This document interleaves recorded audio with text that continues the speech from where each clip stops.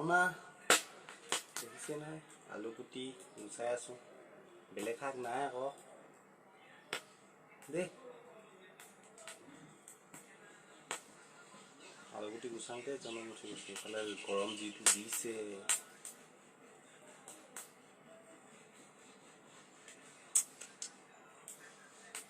আলুৰ দাম যিমানহেও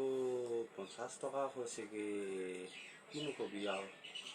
খাবইতো লাগিব যে গুচাই আছো আকৌ দেই খাবলৈ আহিবি হ'ব দেই এদিন দেই আৰু গৰম যিটো দিছে বৰ আফটাৰ দিছে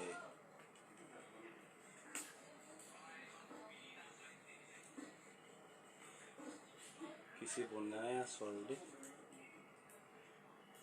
খাবলৈ আহিবি হ'ব দেই